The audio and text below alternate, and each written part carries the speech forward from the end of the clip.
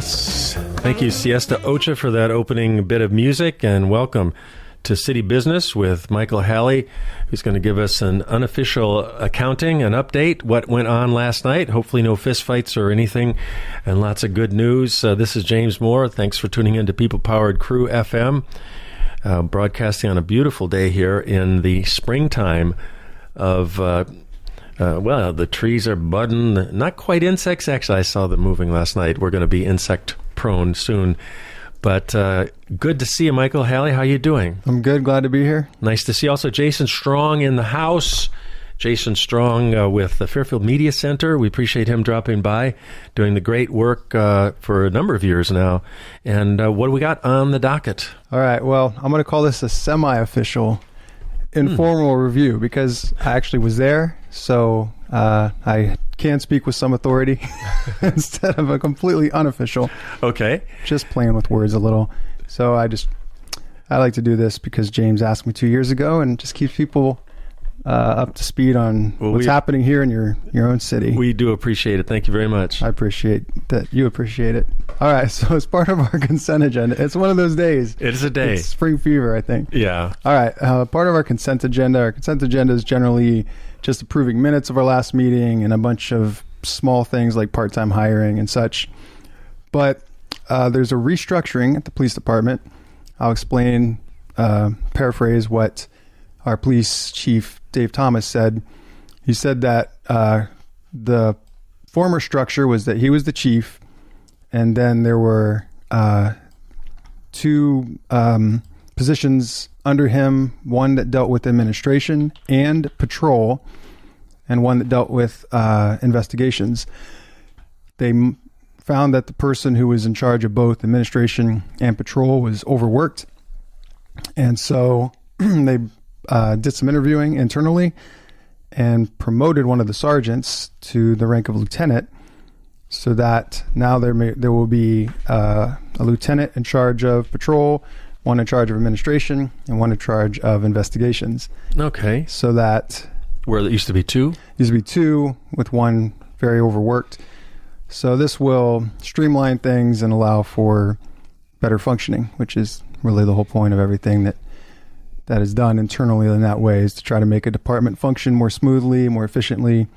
So does that involve a raise too? There was a promotion. Mm-hmm. So Sergeant Joel Smith was promoted to lieutenant, and then to create a level playing field, Lieutenant Julie Harvey got a small raise to bring her up to the same level, so that all three of the lieutenants are paid the same, have the same pay structure and benefits and rank and authority, but over one of those three areas, either administration, patrol, which is all the people out in patrol, mm-hmm.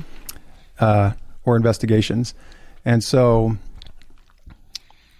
it's just interesting to hear from the police department. I think it's probably one of our more interesting departments in terms of its impact on us, or in a sense, how it responds to the changes in our community. So I can just say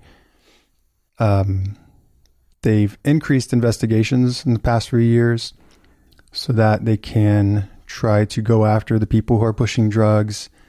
And apparently there's a lot of paperwork involved in doing that. Mm-hmm. And so it's an attempt to be proactive rather than reactive. And then the patrol, Joel Smith, who is sergeant, now lieutenant, is still going to be a patrol officer. So we're not losing anyone on patrol. We have two new-ish hires who are now at police academy. So they will be gone for a while. And so that stresses the rest of the force to fill in those gaps. How long is that process? I believe he said 16 weeks. Oh, so it's a 4 month. Yeah, I believe. Now, maybe it was 6 weeks, but sometimes the memory slips. Mm-hmm. I try my best to remember all the details. But in other words, it's a significant chunk. It's a chunk of time. And the way that it works is that if somebody who does not currently have their academy training completed but gets hired as an officer, that the Fairfield Police Department pays for their academy as long as they stay on and work a certain number of years to pay it off. Mm-hmm. If they leave before the payoff, then they owe the department for that. I'm not expecting that you know the answer. Where is that? Where do they go? Is it within the state? Or I believe it's Des Moines. Des Moines, okay. Yeah, I believe so. All right, so a little restructuring, but again, just hopefully for a smoother functioning department. Mm-hmm. They're just constantly changing tactics to accommodate what's going on in the community. All right, our resolutions, action items, ordinances. We started with just a simple release of some retainage. It's held back payment to contractors to guarantee they finish the job to get it. So most of the work is done on that step 1 sewer line. So we gave a chunk of that to SM Hentages and Sons. Okay. The next item was a little more interesting. So it was on the matter of a controlled burn conducted by the Fairfield Fire Department. Now, the actual language says what I just read, and then it adds at 106 South Maple. And the next would have been an action item authorizing the controlled burn, again, specifically at 106 South Maple. Our police chief came and said that he wants, instead of this, a general vote by the council to allow 2 controlled burns per year as per DNR regulation, but not, not specifying the addresses. And I'll just jump to the conclusion was the council didn't take action on this address. We heard from a couple of the neighbors, and their concerns were taken seriously by the police department or the fire department, who's not necessarily interested in this house. But I'm speaking for myself. If we go the route of just allowing for controlled burns, it would be probably the council's wish. I'm going to guess 1 of 7, so I can't speak for the other 6. Right. But that there'd still be a public hearing each time or something to give those neighbors a chance to come and speak. So I'm just doubtful that the council is going to give a carte blanche to say, okay, go pick a house, burn it down. That's enough for us. There needs to be a process where the neighbors can have. And it's been say. 1 a year. We're talking about possibly 2. No, this has not been done in a long time. Oh, in a long, long time. So prior to the 90s, it was allowed. Mm-hmm. Then during the 90s or period of the 90s, it was just not allowed at all. I see. And then the DNR has now said community, at least a community our size, is allowed 2 a year. Roger. And so we haven't done one here in Fairfield in a long time, but there's a home that needs to come down. The property owners want it down and want to rebuild on that lot. Mm-hmm. And thought, well, instead of just demolishing it, maybe this could be used for training purposes. And that's the purpose. It's not just burn and watch it burn and pull out your marshmallows. Mm-hmm. It's done. They bring in fire departments from around the area. So you might have 50 fire department personnel training in that house. And they will generally light something on fire in the house and have people come in and practice, because there's no way to replicate exactly those conditions. And obviously then it's demolished at the end or it burns to the ground or whatever they do. Yep. And then the property owner is responsible for cleanup. Mm-hmm. And the property owner is responsible for asbestos removal prior to burning if there's asbestos. So there's a whole process to it, but it is awfully close to some other houses. Mm-hmm. And there are some trees nearby that are trees in a bush, like a privacy bush that would probably not survive because the heat. And so it seemed that Fire Chief Scott Vaughn wasn't keen on this property, but just wants to be able to have that option. Again, I think the council would say sure, but each time there needs to be some public hearing. Okay. That's my guess. We'll see what happens. So we tabled it. Next council meeting, we'll discuss it in more general terms. But again, I think that we'll see that there will be a process for anybody who's in that neighborhood to be alerted, first of all, and then have a chance to speak. All right. We awarded. Could I just ask if it is a thing where something's damaged, is that taken into consideration, or is that if a neighboring structure were damaged? A structure or trees or whatever? Well, it's interesting because if the trees are on the property of the building that's being burned, right, then, if the property owner has no problem, then... Which it's more like that. Yeah. But if the neighbors appreciate whatever those trees, bushes, whatever, if they're providing some privacy or shading the house, in this case, the house the trees are on the north side of that house, so they are shading the property to the north that's not being burned down, and that affects it. So I think that open communication and then maybe also there's a way to work around some of those issues, or possibly be aware of them. But Scott Vaughn did his due diligence. He talked to the DNR. He actually spoke with the local tree service professional and had this gentleman look at it and say, yeah, you're most likely going to lose those. I see. Just because the heat of the building and they're close to the house. And I think that plays into the decision. Is this the right property to do this with? Gotcha. I think the ideal building worth burning would be out in the middle of nowhere with nothing around. Yeah, well, of course. And no neighbors, and the smoke would go far away from anyone. But, finding that perfect space might not happen. But at the same time, it's great that we would give our fire personnel and those in the area this chance to train, but at what cost to the neighborhood? So got to find that balance. Excellent. We're talking with Michael Halley. This is City Biz. Jamie Moore here with KRUU-FM 100.1 on your FM dial, and KRUU-FM.com. FMC in the house, Fairfield Media Center. We're talking about what happened at City Hall last night, as we are bringing to you pretty much after most every session there, and we do appreciate Michael Halley, who's at the 4th Ward here, to give his take on what went down. You can hear the program 12:30 Tuesday after each 12:30 lunchtime after each session, and also Thursday 6:30 p.m. on KRUU, and the following Monday breakfast time 6:30 a.m. What else you got? All right. So at one of our strategic planning meetings, I think it was almost 2 years ago, the council prioritized recodification, and this has been talked about. Well, Tom Thompson has been on the council. Oh, not fishing, you mean? Nope. Okay. He was on the council in the 90s. He said they talked about it then. Yeah. It was talked about when I got on the council in 2010. And it's essentially taking our city code and having a private company digitize the entire thing. So they enter all the text, because it has to be done manually. I don't know if they have some software that you can scan and then it'll transfer it, or if somebody actually has to just transcribe it. But a lot of it is not anywhere. It's not digital anywhere. It's basically scanned images. So actually making it digital, making it something that can be searched online, which is a big thing, not just for the city staff, but for the public, and easily amended. Because right now, when I got on the council, I was given a big copy of this 800-page document.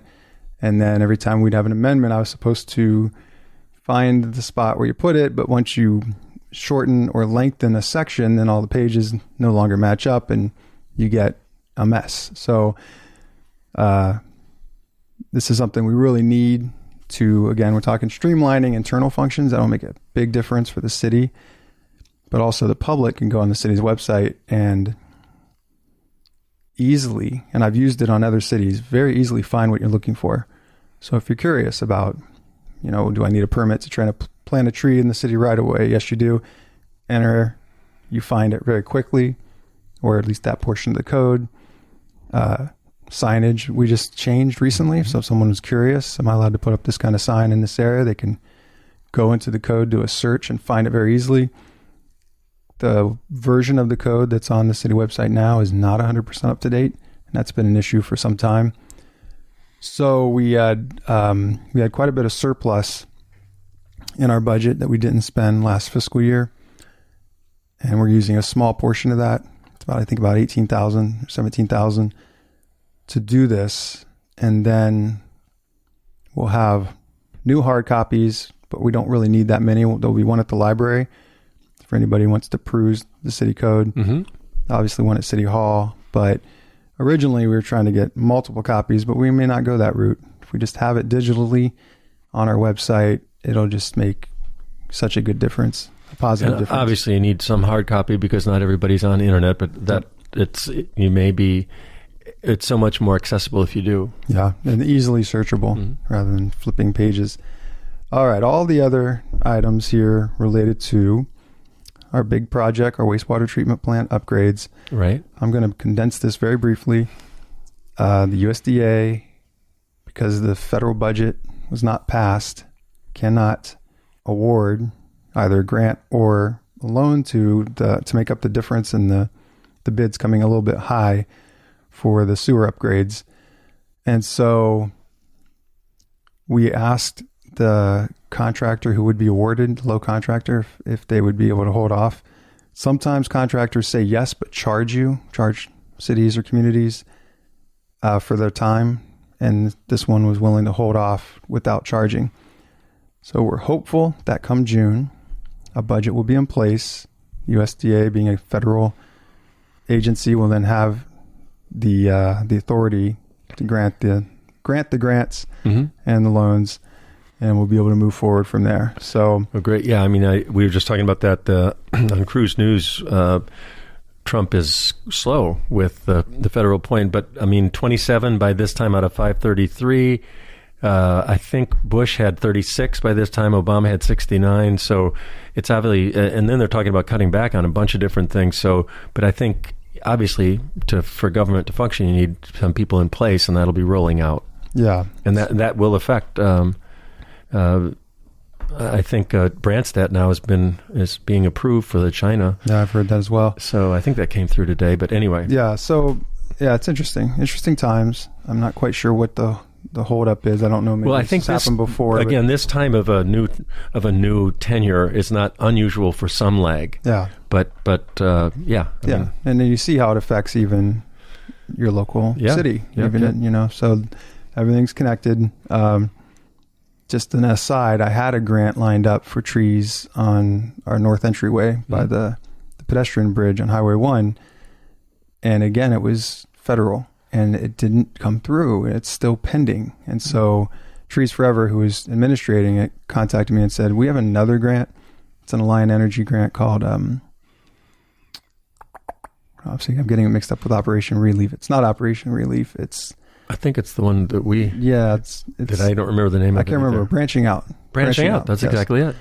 So they said, hey, you want to do this instead? You'll probably get it, and you'll know when you're getting it, and we'll do a fall planting. I said, yeah, I'll go ahead and apply for that, rather than waiting to maybe get a federal grant. So the only difference was the new grant doesn't cover mulch, but we have free mulch at our city mulch pile, compost pile, at the corner of Jackson and 20th. Anybody who's interested in free mulch, come out and get it.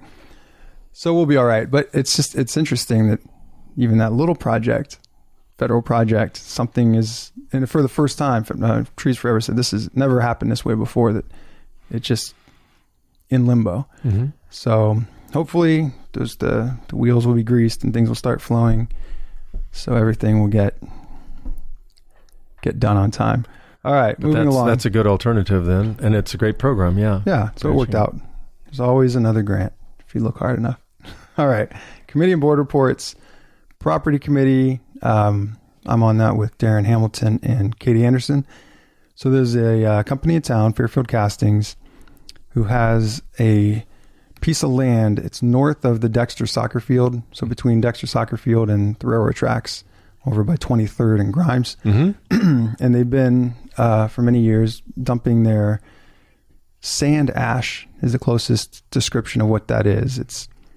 There's sand involved in these high heat conditions, and it essentially burns into an ash. And apparently it's non-toxic. It just burns silica. And they pile it out there. And now they want to bequeath the land on which the ash sits to the city or some nonprofit by means of a DNR program called BUD that I cannot for the life of me find online, at least not when I do searches. I keep finding other things when I type that in, but not this program. But it's supposed to be a way for them to, I don't know if there are funds involved, but just pass it along to a nonprofit. They said they would level it out and add topsoil, but whoever took it, so if the city took it, we'd have to seed it with grass seed, and then we'd be responsible for mowing. And it's quite a large area. It's, I think, 19 acres. So our park and rec superintendent, Calvin Todd, crunched the numbers on the seeding and the mowing, and it's not in our budget. We have a park and rec budget that's very lean, and parks department that's down from 3 full-time employees to 2 full-time and a seasonal helper. And so the idea of maintaining that, well, there's only one source of revenue that could cover that, would be property tax. So a lot of people like the idea of having this additional land and maybe developing it into more soccer and baseball and other youth sports. But if you're asking the city to do that with the budget that doesn't include that expense, the revenue source to cover that would be property tax. None of the committee members are interested in raising property tax for that purpose. We asked Calvin Todd to do a little homework. We named 3 communities in the area who have multi-use recreation facilities, soccer fields with baseball and softball diamonds. All 3 are managed by local nonprofits, not by the city. And so we had a representative from Babe Ruth, which is I think it's like the slightly older version of Little League, who they're going to be losing their fields at the fairground, not this year, but next, I believe, or maybe the year after. So they're looking into alternative locations. They really like the idea of getting this land. I think at this point, the committee's feeling is, well, maybe you and the other softball, baseball, soccer nonprofits can get together and figure it out and take the land and develop it as you will. And the city not needing to be involved, because the city doesn't own the Dexter soccer fields and doesn't own other fields like that or baseball diamonds and such. We do have ours at the O.B. Nelson Park, but to take it on, again, you have to have a revenue stream, and the money that could be bring in by renting for tournaments most likely wouldn't cover the expense. I see. So there may be grant opportunities available or such, but it could still happen. But committee's leaning towards not having city involvement. Again, we're just 3 of 7, and even if 2 of the 3 committee members feel this way, the rest of the council could vote differently. So I don't know where it's going. But that's where it's at. That's where the indication is. We're trying to organize a meeting with the DNR rep and the rep from Fairfield Castings and our committee, because we have some questions about the DNR designation, if there could be problems down the line. We don't know anything about this kind of material, if it settles or silica. Yeah, we were talking about it. It's an interesting one. I mean, you definitely want it in the ground and not in the air and breathing. Yeah, so but getting it buried would probably be good. But I wanted to ask you just a city point, a city hall point. Sure. If a committee does not recommend something, does it still go before the council, or does it have to have that to start, or is that just is that informant, or is that I'm just wondering is that different? If the committee did not recommend it, I don't believe that stops it from being able to be recommended, or if the representative of whoever was asking for that would still push for a vote. They can still come to council on their own. But a committee recommendation is a good start. No, I mean that's but it's not a necessity. That's. I'm just wondering the procedure, and if somehow it met with a no, it could still go forward. But obviously, the group of people that it's like at the federal government, the Judiciary Committee, whatever, things go through those, and then it's recommended forward. So a committee is 3 of 7. If 2 of 7 said no, then that would be the majority of the committee. But if the other 5 liked the idea and heard it directly, then it could still go. So I just wanted to say that it's not like it's not the end of the story. It's just not going to get a recommendation from the majority of the people on that committee. Excellent. Thanks for clarifying that. You're welcome. Last thing was Environmental and Franchise Utilities Committee met and heard from Ken Daly, tobacco cessation. I can't remember exact tobacco. For outside parks, right? Yeah. So that's another issue that's just really touchy subject, but the idea of by city ordinance banning all tobacco use in city parks is that's a big one. When I was the chair of that committee, I didn't actually really want to address it. I don't really want to be that heavy-handed and have an ordinance and have enforcement of it. It just seems like something that maybe people can deal with themselves. You know, if you're in the park and there's someone smoking, it's bothering you, maybe just approach that person, respectfully ask them to move away. I don't know if there's other ways that can be done without law. So the committee seemed to be leaning in the direction of maybe a policy. Again, policy doesn't seem to really have any teeth, so it sounds more like it would be kind of for show rather than for real enforcement. So again, I can't say which way this will go, but it doesn't look like committee is coming in hard and heavy and saying we recommend a city ordinance banning all tobacco use from city parks. It doesn't look like it. It certainly would put a big, it'd be a big focus or a issue for law enforcement. Oh yeah. And how do you enforce? Mm-hmm. I mean, even like, okay, for example, it's similar to if you allow your dog to defecate and not pick it up. Mm-hmm. Officer has to actually see it happen in order to write a ticket. You can literally be walking away and the proof is still there steaming. And yet if you didn't see what animal it came from and who the owner was, then it's conjecture. So, somebody's smoking a cigarette and they see the police come and they flick it under a bush. I don't know. It's like, it's just a whole can of worms. Breathalyzer. No, I'm just kidding. Exactly. Anyway, well, thank you. I mean, so that one's, the idea behind it is people that like not to have smoke. Yeah, I get it. Protecting public health. Secondhand smoke is dangerous. And unlike, say, consuming alcoholic beverage, that goes straight into your body. Mm-hmm. The smoke that you're inhaling, there's another that smoke that's still burning that you don't inhale, mm-hmm. goes into someone else's lungs against their wishes. So yeah, there's rights on both sides of that. And just to say, many cities in Iowa have moved in that direction and do have ordinances. Oh, for parks? Mm-hmm. I'll be darned. I didn't know that. You can actually do a search and might be surprised. So it's not unheard of. But maybe it doesn't fit our town. We'll see. Well, we'll see. And thanks so much, Michael Halley, giving us the update. Also, thanks for being in the house, Jason Strong. This is Jimmy Moore. We'll be back with more great programming in just a moment. Don't touch that dial.